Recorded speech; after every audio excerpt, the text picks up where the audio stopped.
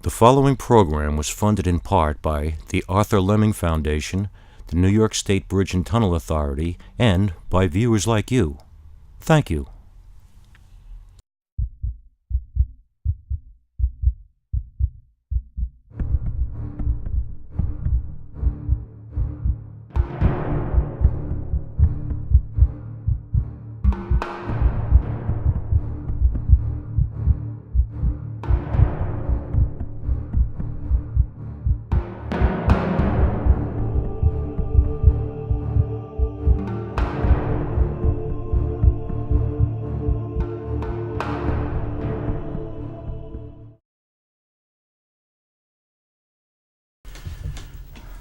Oh yes, I remember it very well. It was 1973, September, and I remember that distinctly because I was 22 or 23 at the time, and I was just starting junior year in high school.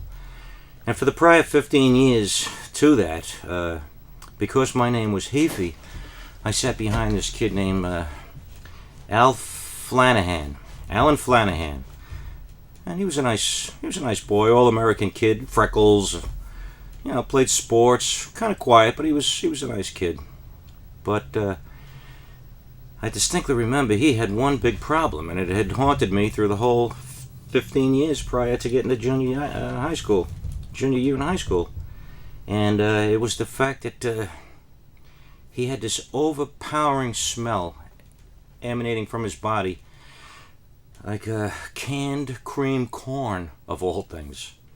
Now, I don't know what his parents fed him, but this kid had that problem all through our school years. And it used to be horrible for me because I sat behind him the whole time, and I was always nauseous. I was always sick from the smell, and it wasn't like regular, like a good canned cream corn, like Bird's Eye or something like that. This was more like, like Pathmark or A&P or your supermarket, a low quality canned cream corn. And nonetheless, it always made me sick. And it was a hot day then too. We were in math class. We had a nice teacher. I'll never forget her name either, Jacqueline Hyde, and she was a math teacher. And I was never crazy about math, and it was hot, and the game was on, and she was still talking, all kinds of math problems and things like that, and a big dissertation on math, and a combination of the canned cream corn from Finnehan, and anyway, I was trying to distract myself from all three of these things. And remember the old Schaefer pens? You used to load the ink by pulling up a little latch on the side of the pen. Schaefer blue-black ink I used to use.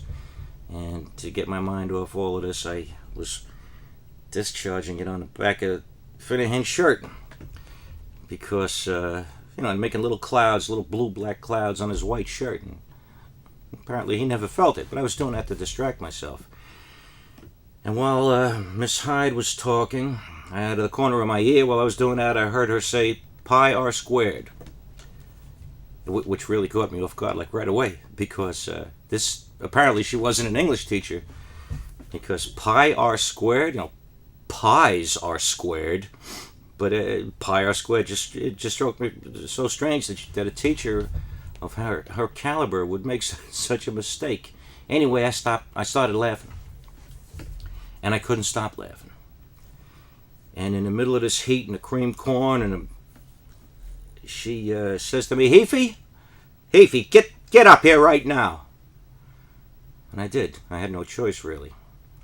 And she grabbed me by the collar of the shirt like this, and she held me. Now, her face was beet red by this time. And she grabbed me by that collar, and she said, I'm going to knock you right into next week right now. And when you get there, have a good time. And when you come back, you tell us if your future was as funny as it is right now. And with that, she took me, bent me over her big oak desk. Remember those?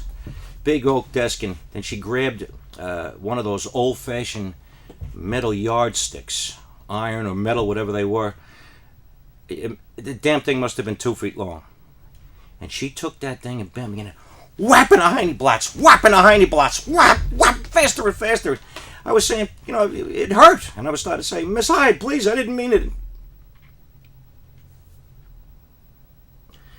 I'm sorry. And she kept going faster and faster and faster and faster. And everybody was screaming in the classroom. And I was saying, please, please. And all of a sudden, with the beatings and the cream corn smell and the heat, I was starting to really get sick. And then this overpowering smell all of a sudden came over the room, even worse than the cream corn. And that was like a smoky kind of smell. And as I bent over the desk, I saw this waft of smoke go past, and I was, please stop. She kept going faster and faster. She was going so fast that I realized that the friction from this metal ruler was starting to make my underpants smolder, and it hurt like hell. And she kept going faster and faster. You son of a bitch! I told you. And all of a sudden, we had this little kid. He was a German exchange student from Stalingrad. He screams out at the top of his lungs, "Halt! Halt, du bist so in so Tuten! Halt, du bist in so Tuten!" And apparently she spoke German because she stopped. And I didn't care. I thought he was yelling something about a turtle. And I didn't care because it was a miracle that she stopped. And I was able to sit down, and class went on. But all these years later now, I know that I needed a lot of help, psychiatric evaluation, to get over this trauma. And I did, but I heard that later on she couldn't get a job anywhere because of this incident. She had been fired. And I thought good at first. Yeah, good for her. But then I learned that tragically she had moved to Italy and couldn't get work over there because of a record followed her even overseas. And she became a streetwalker in Venice, and tragically she drowned because of that. But all these years later, there's one thing that I'll never forget, and that's that